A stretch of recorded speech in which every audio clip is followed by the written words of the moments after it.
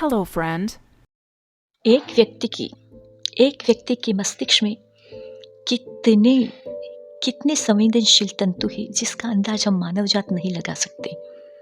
यदि इन तंतुओं को एक के बाद एक फैलाया जाए तो पूरी पृथ्वी की परिक्रमा वो आसानी से कर सकते हैं। हमारे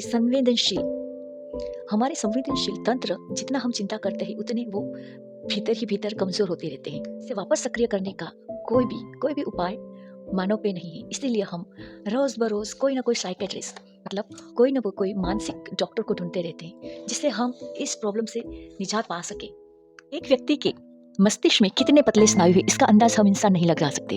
अगर इन स्नायुओं को एक के बाद एक उसे पृथ्वी के इर्द गिर्द फैलाया जाए तो पूरी पृथ्वी की परिक्रमा कर सकते हैं। हमारे संवेदनशील मस्तिष्क के किसी भाग पे असर होता है तो हमें बहुत ज्यादा नुकसान होता है, जिससे आप देख सकते हो कि दिन ब दिन साइकेट्रिस्ट के हॉस्पिटल ज्यादा से ज्यादा बढ़ रहे हैं क्योंकि हम इंसान इतनी चिंता करते हैं और हमारे संवेदनशील मस्तिष्क के भाग पे वो असर होता है और हम बन जाते हैं साइको मतलब स्ट्रेस से घिरे रहते हैं और हम डिप्रेशन के शिकार होते हैं। और उससे निजात पाने के लिए हम कोई ना कोई उपाय ढूंढते हैं और इसके लिए हमें हमारे मन को कंट्रोल करना होगा। जैसे कि हमें डर है मरने का कि हम मर जाएंगे और हमें डर है कुछ पाने का, जैसे पैसा हो, इनकम हो, लड़का हो, लड़की हो, कुछ भी व्यक्ति विशेष कोई ना कोई इच्छाएं रहती हैं और इच्छा पूरी न होने पर होता है डिप्रेशन। और होता है किसी से जलन, ईर्ष्या का भाव कि उससे ज़्यादा मैं कैसे स्मार्ट, इससे ज़्यादा कैसे मैं ऊपर और इससे ज़्यादा कैसे मैं आगे बढ़ जाऊँ। यही कंपैरिजन की नीति से हम इंसान पिछड़े जा रहे हैं अपनी मानसिकता से। भले हम उसको फाइट कर करके आगे बढ़ सकते हैं पर हमारे शरीर से और हमारे मस्तिष्क से हम बहुत बड़ी शक्ति गुमा रहे हैं। बात कोई मैच की हो, अगर बात कोई गेम की हो तो हमें आगे बढ़ना है, वो हमारे टैलेंट से, बुद्धि से बढ़ सकते हैं।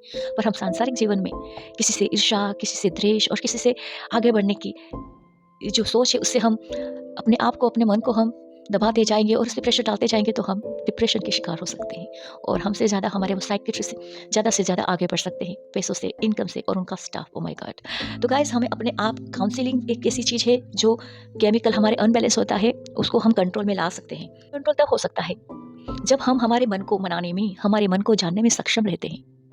और हम सक्षम तब रहेंगे जब हम थोड़े से संवेदनशील हमारे लिए होंगे और हम हमारे लिए तब संवेदनशील होंगे जब हमें थोड़ा ज्ञान, भागवत ज्ञान होगा जिससे हम हमारे जात को कंट्रोल में ले सकते हैं। तो वो कैसे कैसे कि हम हमारे धर्मोपदेश में यही बात पे ज़्यादा से ज़्यादा गौर फरमाया, मतलब गौर किया हुआ है, उसी पे हमें फोकस डालते हैं हमारे वेदकार और जिसी ने हमारे ग्रंथ लिखे हैं वो। इंसान के डिप्रेशन होने के मतलब डिप्रेस होने के क्या कारण है? एक तो डर है, एक कुछ खोने का डर, कुछ पाने की ज़िद। हाँ, ज़िद तो पाने की होनी चाहिए, पर ऐसा ज़िद जो पूरा हो सके और जो हमारी मानसिकता पे ज़्यादा भारी ना हो सके। तो हमें इतने डर होते हैं कि जाने दो, कि हम मर जाएँगे, हमसे कोई ये लूट लेगा, हमसे कोई चोरी लेगा, ऐसा ना ऐसा फ़ोबिया हो जाता है किसी-किसी को। तो उस फ़ोबिया के बचने के लिए आपको ना कंट्रोल करना है। तो डर से कैसे निजात पा सकते हैं बताऊँ? मैं अपने शब्दों में, अपने विचार से और अपने अनुभव से। अगर आप मौत से डरते हो, तो हमसे ज़्यादा बेवकूफ़ कोई नहीं है, क्योंकि मौत तो एक दिन आनी है। जीवन और मौत के बीच में जो हमें टास्क करना है वो हम भली-भाँति और अच्छी भावना से कर लेते हैं और करना चाहिए अच्छी भावना से ही, कि किसी को हमारी ओर से कहीं नुकसान ना हो जाए, किसी का दिल ना दुखे, किसी की आत्मा ना दुखे। इसीलिए हमें अच्छे कर्म करने चाहिए और मौत तो एक दिन आना ही है। और अगर आप इस डिप्रेशन में हो, अगर आपकी एज 50 से अप हो गई हो और आपको कोई प्रॉब्लम हो गई है तो बिंदास रहिए, क्योंकि आप भगवान का नाम लीजिए अपने। बस एक सोच लिए कि मरना एक दिन है ही, अगर हमारे पास जल्दी आ गया तो क्या हुआ? सबको वहीं जाना है, तो खुशी-खुशी उसे अपनाओ। मतलब मैं मर जाऊँगा, साँसें रोक लूँगा, कूट लूँगा, ऐसे नहीं। जो लोग हमारे पास हैं, जिससे हम बात कर सकते हैं, जिसके साथ हम टाइम स्पेंड कर सकते हैं और जिससे हमें कुछ भी, हमारे मन को, हमारी आत्मा को शांति दे, ऐसे कार्य करें इतने समय में। और ये डर हमें बिल्कुल हटाना होगा। जो डर से जीत गया ना, वो बाकी दुनिया से किसी से हार नहीं सकता। और वो डर है मौत का। जो मौत के डर पे विजय पा गया ना, वो मौत पे विजय पा गया। समझो, हर एक चीज़ से विजय पा गया। अरे भूत आएगा तो मुझे मार देगा, अरे चोर आएगा तो मुझे मार देगा, अरे कोई आएगा तो मुझे मार देगा, मैं मरने से डरता नहीं बस। यही ज़िद और यही चीज़ आपका निडरता तो आपको बहुत मतलब मजबूत बना के रखेगी। तो डरना बिल्कुल नहीं है। स मौत से डरना नहीं है, निडर बनना चाहिए। तो नायक बनना है तो नायक के 3 गुण होते हैं। एक नायक के 3 गुण होते हैं।